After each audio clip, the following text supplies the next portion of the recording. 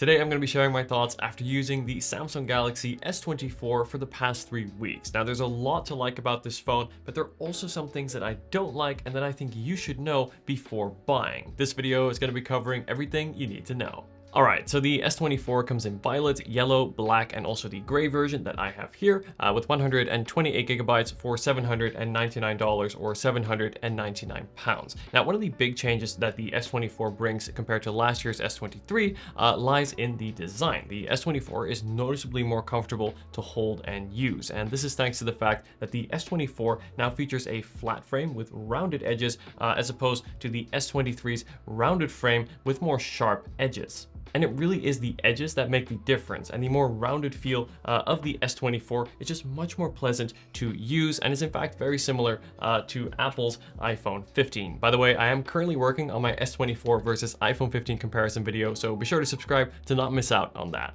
The display on the S24 is great with just one disappointment, but first the positive. It is now actually slightly larger, going from 6.1 inches up to 6.2 inches. However, thanks to having even thinner and still symmetrical bezels going around the display, the dimensions are actually almost identical to the previous S23, meaning that the S24 is still a compact phone that can easily be used with one hand. The OLED display is also much brighter, going all the way up to 2600 nits, meaning that when you're outside, the sun may not blind you, but this display just might. Colors are also really fantastic and help bring your content to life, and then of course on top of that, you get that 1 to 120 Hz refresh rate, which means motion on screen is just buttery smooth. But what did disappoint me is that the S24 still uses Gorilla Glass Victus 2 and not the far superior Gorilla Glass Armor that the S24 Ultra has, which does a much better job at resisting scratches and also hiding reflections. Come on, Samsung.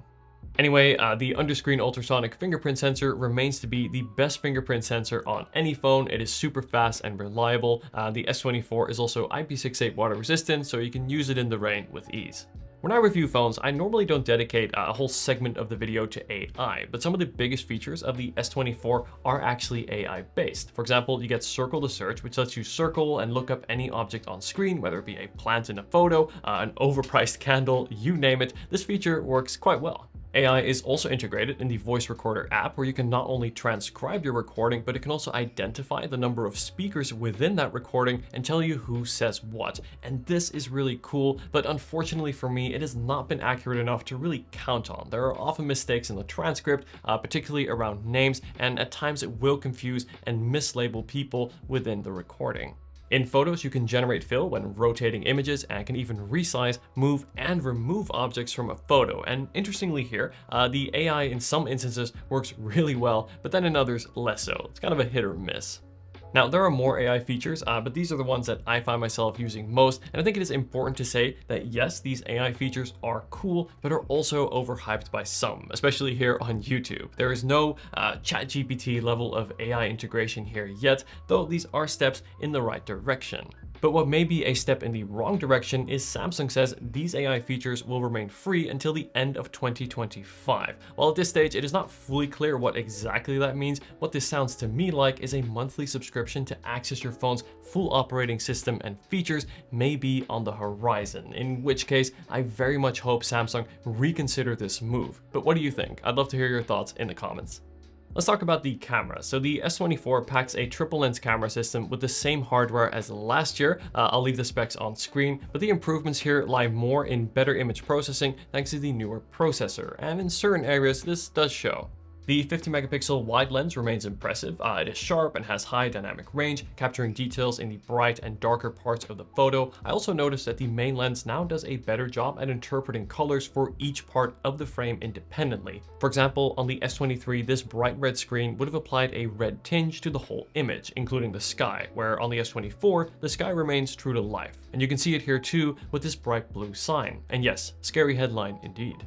Unfortunately, the ultra-wide and telephoto lenses perform almost identically to last year, meaning the difference in quality in terms of sharpness and colors between the lenses is now bigger, and images are less consistent when switching between lenses. And as a result, I found myself using the ultra-wide and telephoto lenses less. I would have liked to see Samsung improve these lenses, even if just a bit, to keep up with the main lens. On the front, the selfie camera is good with not too much skin smoothing, it is sharp and has depth. Night mode on the main lens has also improved. It now more accurately retains colors even in very low light situations, and this is where we see the improved post-image processing shine.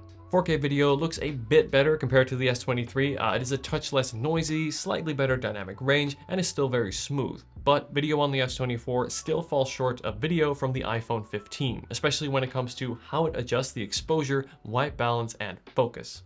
Now, overall, the S24 still has a strong camera system, albeit with only minor upgrades compared to last year. I would have liked to see Samsung do more, especially when it comes to the ultra-wide and telephoto lenses.